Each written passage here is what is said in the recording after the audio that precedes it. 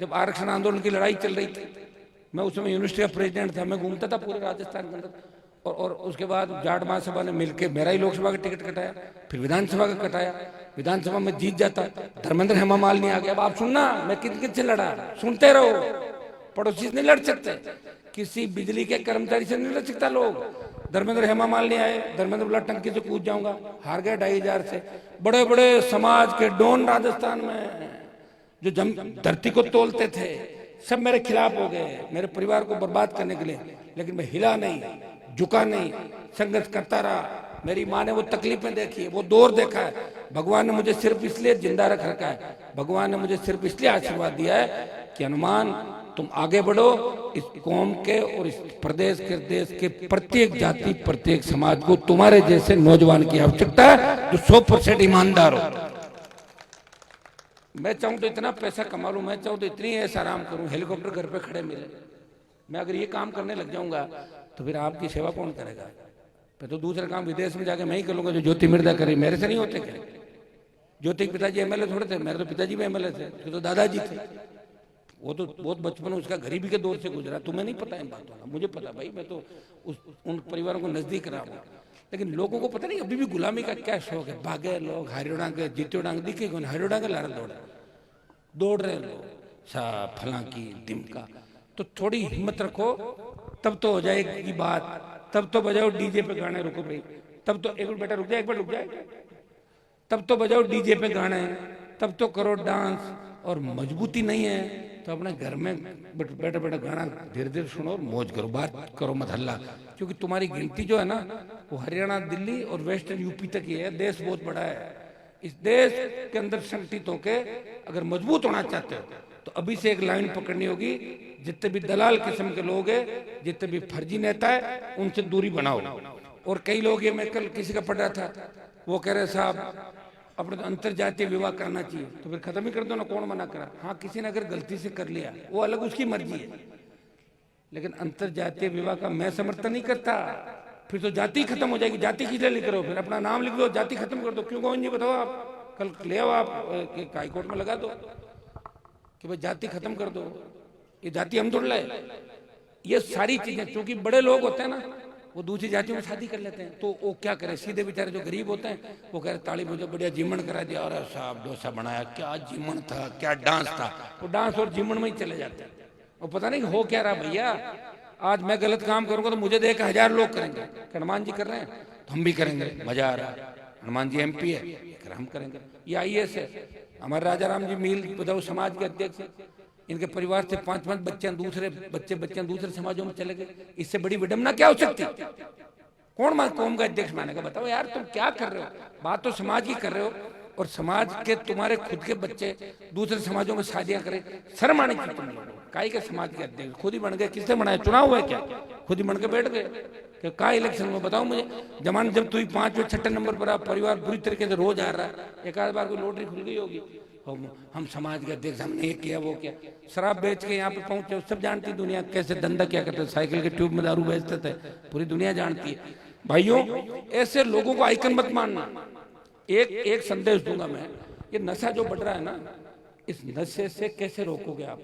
2 kilo 5 kilo 15 kilo डोडे के अंदर बच्चा पकड़ा जाता है, वकील साहब बैठे हैं 6 महीने जेल में, 1 साल जेल में। आखिर नई पीढ़ी का क्या होगा भाई? कौन रखवाली करेगा इस देश की? कोई तो करेगा। सोचना, समझना, इसमें तो आप मान लो हो सकता है कि मेरे अंदर 5% कमी भी हो सकती है। भगवान होता है, उसमें कमी नहीं होती, ठीक है। लेकिन जो अच्छाइयाँ हैं वो ग्रहण करो। एक आदमी जो सुबह से लेकर रात को 2 बजे तक अपने लोगों के बीच रहता है, वो कब खाना खाता है, कब सोता है, उसका पता ही नहीं। और मैंने मेरे साथ देखे कई विधायक MP ऐसे हैं जो रोज 8 बजे पार्टियां करते हैं, विदेश यात्राएं करते हैं, मौज मस्तियां करते हैं, और टिकट लेके जीत के चले जाते हैं। वही वहीं बैठते हैं, हम भी वहीं बैठते हैं, कंगना रनौत भी वहीं बैठती है, मैं भी वहीं बैठता हूँ, सारे बैठ तो रहे, सारे MP के, मोदी जी भी वहीं बैठते हैं। उसी लोग कई टिकट से जीतते हैं, कई भाग्य से जीतते हैं, कई बिना संघर्ष के जीतते हैं, और कई बेचारे संघर्ष करके जीते। कांग्रेस से अलायंस किया, कांग्रेस ने मेरी पीठ में छुरा घोंपा, BJP ने मुझे वैसे मारा। लेकिन आप लोगों के लिए मैं फिर भी लड़ रहा हूँ। मैं अंतिम लड़ाई फिर आपको कह रहा हूँ कि 28 की लड़ाई अंतिम है। नाराज भी हो जाना, खुद का नुकसान कर लोगे, हमारा कोई नुकसान नहीं होना। हमारा नाम हो गया, 6 बार मैं जीत गया, 1 बार भाई जीत गया, पिताजी रह गए, तो नाम ही होते हैं धरती पे। और क्या, जिनका हिस्ट्री अपन पढ़ रहे हैं उनके नाम ही तो है, और क्या हुआ है? किसने किसको देखा? देखा क्या कि कौन दिल्ली पे आया, किसने राज किया, कौन किया? किसी ने लिख दिए, कागज उम्र हो गया। तो भाई मेरा तो देखो इतिहास बन गया, और ये इतिहास इस राजस्थान में तो किसी की हिम्मत नहीं कि मनमान बेनीवाल जितना संघर्ष कर सके। लोग तो थानेदार जब आता तब भाग जाते हैं, और मैं जब जाता हूँ सरकार डर जाती है। तो इससे अंदाज लगा लो कि व्यक्ति हमारी कौम की रखवाली सिर्फ राजस्थान ही नहीं, हरियाणा, यूपी, दिल्ली, जम्मू के अंदर भी आपके नारे लगते हुए मिल जाएंगे, गाने बजते हुए लग जाएंगे, हर शादी ब्याह के अंदर। तो प्रयास किया, तो फिर नागौर से भी मैं यही उम्मीद करूंगा कि मैं नागौर में पैदा हुआ हूं, तो नागौर के लोग ताकतवर बनो, ये मैं चाहता हूं।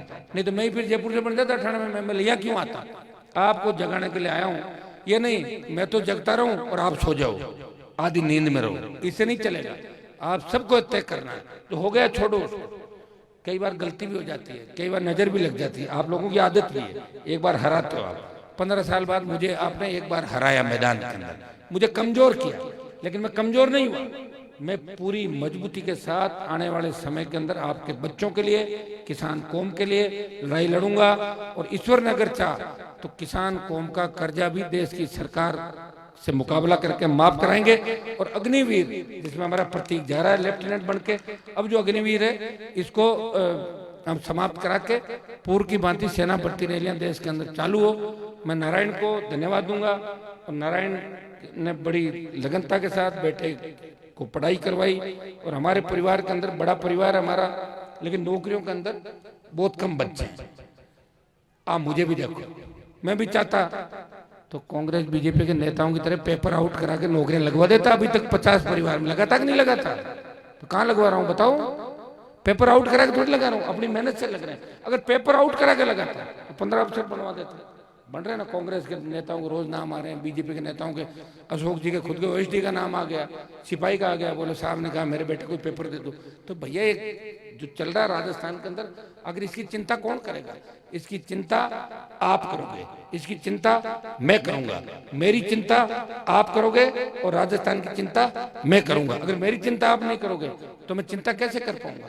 ये तो अच्छा रहा एमपी बन के मैं रह गया, नहीं तो आपके भरोसे तो विधायक तो खाली कर ही दिया आपने। घर बिठा देते आप लोग, दीदी दीदी करते, ऐसे 35-40% तो चले गए थे। याद करो कैसे गए। सरपंचों ने कसम खाई खड़े होकर कि हनुमान जी को वोट नहीं देंगे। सब ज्यादा मदद कौन करता है? तुम्हें ईमानदारी का पाठ किसने पढ़ाया? तुम्हें लड़ना किसने सिखाया? हेड कांस्टेबल आता था, भाग जाते थे। पुलिस की गाड़ी गांव में आती थी, पूरा गांव खाली हो जाता था। खरनाल गांव के अंदर सुख जी बैठे, मुझे याद है 2005-6 का किस्सा, पूरा गांव भाग गया था। जब पुलिस की गाड़ी आई, पूरा गांव सड़क खेतों के अंदर, अरे पकड़ ले पकड़ ले। तुम्हें मजबूती दी है मुझे अगर कमजोर करोगे तो फिर कुछ भी नहीं होगा, और मैं कमजोर होने वाला भी नहीं हूँ। आप मुझे पूरा नहीं समझ पाओगे कभी।